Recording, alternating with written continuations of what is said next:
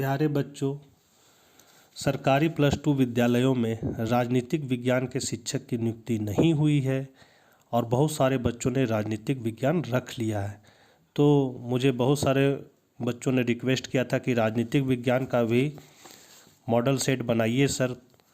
तो उन लोगों के अनुरोध पर ही मैंने राजनीतिक विज्ञान का सेट तैयार किया है। सेट 1 जो है वो पहले ही बना के वीडियो डाल दिए हैं। यदि आप लोगों ने उस वीडियो को नहीं देखा है तो उसका लिंक डिस्क्रिप्शन में दिया हुआ है, आप लोग वहाँ से देख सकते हैं। आज हम लोग पार्ट 2 में महत्वपूर्ण ऑब्जेक्टिव प्रश्नों को देखेंगे और साथ में ही हल भी करते जाएंगे।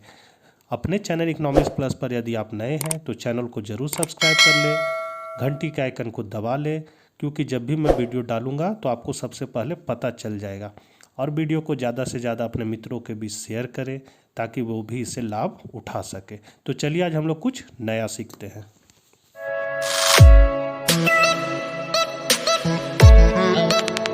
पहला क्वेश्चन है, शीत युद्ध का प्रतीक बर्लिन की दीवार पूर्वी जर्मनी द्वारा कब गिराया गया था? तो यहाँ ऑप्शन है 1789, 1790, 1789 ईस्वी में, इनमें से कोई नहीं।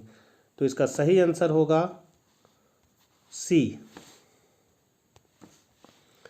दूसरा क्वेश्चन है, 150 किलोमीटर लंबी बर्लिन दीवार कब बनाई गई थी? 1800, 1861, 1951 कि 1961? तो इसका सही आंसर है आपका 1951। तीसरा क्वेश्चन है, किस वर्ष की समाजवादी क्रांति के पश्चात यूएसएसआर अस्तित्व में आया? 1917, 1979, 1927, 1919? तो तीसरा का आपका सही आंसर हो जाएगा 1917।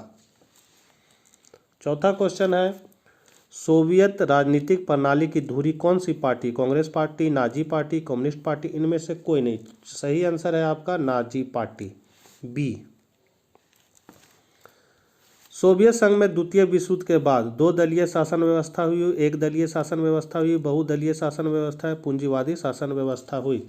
तो इसका सही आंसर होगा 1 दलीय शासन व्यवस्था हुई। छठा क्वेश्चन है हम लोग का, सोवियत संघ की स्थापना कितने गणराज्यों को मिलाकर हुई? 11, 15, 25, 30? तो इसका सही आंसर है 15। सोवियत संघ ने कब अफगानिस्तान में हस्तक्षेप किया? 79, 89, 90, 69? तो इसका सही आंसर है 1979। आठवां क्वेश्चन है, साम्यवादी सोवियत गणराज्य के विघटन के बाद किसको सोवियत संघ का उत्तराधिकारी राज्य माना गया? रूस, ऑस्ट्रिया, युगोस्लाविया या बेलग्राद? तो इसका सही आंसर हो जाएगा आपका रूस। अगला क्वेश्चन है, द्वितीय विश्व युद्ध के बाद अमेरिका को छोड़कर सोवियत रूस की आर्थिक व्यवस्था और संचार प्रणाली विश्व में सर्वाधिक थी, सबसे कम थी, नहीं के बराबर थी? इनमें से कोई नहीं। तो इसका सही आंसर हो जाएगा सर्वाधिक थी। 10वां नंबर क्वेश्चन है, निम्नलिखित में कौन सा सोवियत संघ के विघटन का परिणाम नहीं है? विश्व व्यवस्था के शक्ति संतुलन में बदलाव, स्वतंत्र राष्ट्रों के राष्ट्रकुल CIS का जन्म, अमेरिका और सोवियत संघ के बीच विचारात्मक लड़ाई का अंत, मध्य पूर्व में संकट? तो इसका सही आंसर होगा स्वतंत्र राष्ट्रों में राष्ट्रकुल CIS का जन्म। 11वां क्वेश्चन की ओर हम लोग बढ़ते हैं, सोवियत संघ के विघटन का क्या परिणाम हुआ? दूसरी दुनिया का अंत, प्रथम दुनिया का अंत, शीत युद्ध का आरंभ, संयुक्त राष्ट्र संघ की स्थापना? तो इसका सही आंसर है दूसरी दुनिया का अंत। 12वां क्वेश्चन है, शॉक थेरेपी का मॉडल किस पर लागू था? पूंजीवादी देशों पर, साम्यवादी देशों पर, मित्र राष्ट्रों पर, धुरी राष्ट्रों पर? तो इसका सही आंसर होगा आपका साम्यवादी देशों पर। अगला क्वेश्चन है, शॉक थेरेपी का क्या परिणाम हुआ? पूर्वी देशों में शांति स्थापित हुई, कई देशों की मुद्रा का मूल्य बढ़ गया, पूंजीवादी देश गरीब हो गए, या फिर साम्यवादी देशों के उद्योग चौपट हो गए? तो इसका सही आंसर है आपका साम्यवादी देशों के उद्योग चौपट हो गए। 14 क्वेश्चन है, विघटित युगोस्लाविया में कौन सा देश शामिल नहीं था?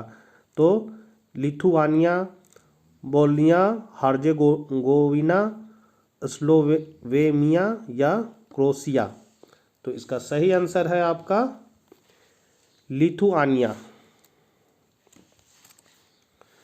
बहुध्रुवीय विश्व का तात्पर्य है, तो विश्व में एक महाशक्ति का होना, विश्व में दो महाशक्तियों का होना, विश्व में अनेक महाशक्तियों का होना, विश्व में कोई महाशक्ति ना होना।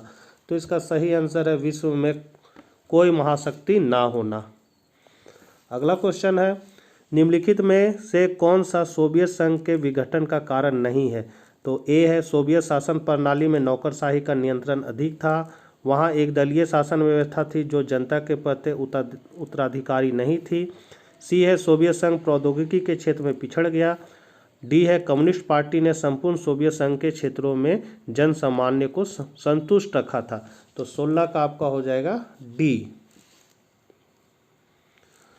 17 नंबर क्वेश्चन है, दूसरी दुनिया में निम्नलिखित में कौन सा देश नहीं था? तो सोवियत संघ, अमेरिका, ब्रिटेन की जर्मनी। तो इसका सही आंसर है आपका बी, अमेरिका। अमेरिका पर टिक लगा के हम लोग आगे बढ़ेंगे। 18 नंबर क्वेश्चन है, व्लादिमीर लेनिन का संबंध किससे था? अमेरिका, सोवियत संघ, ब्रिटेन, जर्मनी। तो इसका सही आंसर है सोवियत संघ, बी आंसर सही है। 19 नंबर क्वेश्चन है, निम्नलिखित में कौन सा कथन सोवियत संघ के विघटन से संबंधित नहीं था? तो गतिरुद्ध अर्थव्यवस्था, जनता का असंतोष, विभिन्न गणराज्यों में राष्ट्रवादी आंदोलन, लोगों के विशेषाधिकार में वृद्धि। तो इसका सही आंसर हो जाएगा डी। अगला क्वेश्चन है, निम्नलिखित में कौन सा राज्य बाल्टिक गणराज्य का हिस्सा नहीं था? तो इसका सही आंसर हो जाएगा आपका रूस। 21 नंबर क्वेश्चन है, विश्व राजनीति के दो ध्रुव कौन कौन थे? तो भारत और चीन, अमेरिका, सोवियत संघ, जर्मनी और जापान, ब्रिटेन और फ्रांस। तो इसका सही आंसर हो जाएगा ब्रिटेन और फ्रांस। समाज क्रांति कब हुई? समाजवादी सोवियत गणराज्य के निर्माण से पूर्व, समाजवादी सोवियत गणराज्य के पतन के बाद, प्रथम विश्व युद्ध के पूर्व, द्वितीय विश्व युद्ध के बाद। तो इसका सही आंसर हो जाएगा ए, समाजवादी सोवियत गणराज्य के निर्माण के पूर्व। अगला क्वेश्चन है, येल्त्सिन किस देश के राष्ट्रपति थे? अमेरिका, एस्टोनिया गणराज्य, रूसी गणराज्य की बेलारूस गणराज्य। तो इसका सही आंसर हो जाएगा रूसी गणराज्य। आगे हम लोग बढ़ते हैं। 24 नंबर क्वेश्चन, लेनिन का जीवन काल माना जाता है? तो 1870 से 1934, 1870 से 1924, 1870 से 1932, इनमें से कोई नहीं। तो इसका सही आंसर हो जाएगा 1870 से 1924। सोवियत अर्थव्यवस्था की प्रकृति के बारे में निम्नलिखित में कौन सा कथन गलत है? तो इसका कथन गलत है, जनता को आर्थिक आज़ादी थी। शीत युद्ध का सबसे बड़ा प्रतीक थी, तो क्या थी? तो इसका सही आंसर हो जाएगा बर्लिन दीवार का खड़ा किया जाना। पूर्वी जर्मनी के लोगों ने बर्लिन दीवार गिराई थी, तो 46 में, 47 में, 89 में, 91 में। तो इसका सही आंसर हो जाएगा 1989। सोवियत अर्थव्यवस्था की प्रकृति के बारे में निम्नलिखित में कौन सा कथन गलत है? तो कौन सा कथन गलत है? तो सोवियत अर्थव्यवस्था में समाजवाद प्रभावी विचारधारा थी, उत्पादन के साधनों पर राज्य का स्वामित्व नियंत्रण था, जनता को आर्थिक आज़ादी थी, अर्थव्यवस्था के हर पहलू का नियोजन और नियंत्रण राज्य करता था। तो 28 का सही आंसर हो जाएगा सी, जनता को आर्थिक आज़ादी थी। 29 नंबर क्वेश्चन है, निम्नलिखित में कौन सा सोवियत संघ के विघटन का परिणाम नहीं है? तो संयुक्त राज्य अमेरिका और सोवियत संघ के बीच विचारात्मक लड़ाई का अंत, बी है स्वतंत्र राज्यों के राष्ट्रकुल का जन्म, सी है विश्व व्यवस्था के शक्ति संतुलन में बदलाव, या फिर मध्य पूर्व में संकट। तो इसका सही आंसर हो जाएगा आपका डी, मध्य पूर्व में संकट। अगला क्वेश्चन है, बोल्शेविक क्रांति कहाँ हुई थी? रूस, फ्रांस, इंग्लैंड की जापान में।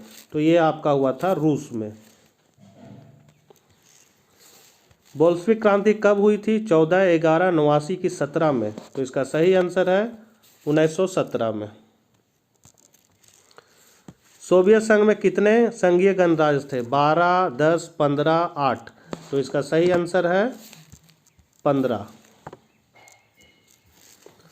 1917 में रूस में समाजवादी गणराज्य की स्थापना किसने की थी?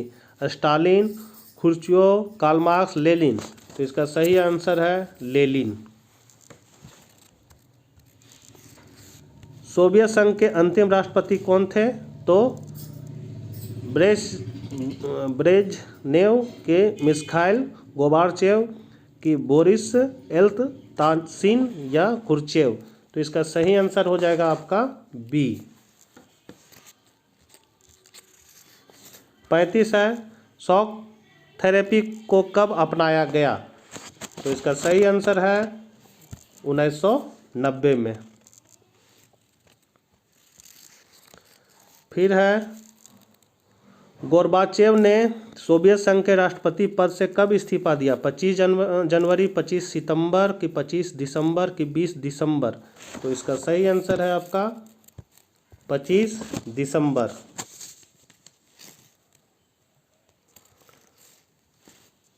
ताशकंद किस देश की राजधानी थी?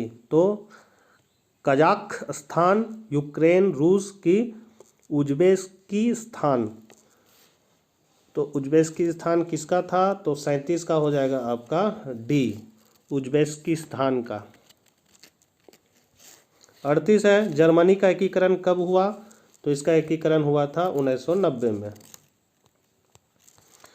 सोवियत अर्थव्यवस्था की प्रकृति के बारे में निम्नलिखित में कौन सा कथन गलत है? तो सोवियत अर्थव्यवस्था समाजवादी परिभाषा विचारधारा थी। तो इसका सही आंसर हो जाएगा आपका सी, जनता को आर्थिक आज़ादी थी। लास्ट क्वेश्चन है, निम्नलिखित में कौन सा सोवियत संघ के विघटन का परिणाम नहीं है? तो इसका सही आपका आंसर हो जाएगा बी, स्वतंत्र राष्ट्रों के राष्ट्रकुल CIS का जन्म। तो बच्चों बढ़िया से आप लोग इसको नोट कर लीजिए और याद कर लीजिए। बहुत बहुत आप लोगों का धन्यवाद। तब तक के लिए बाय बाय।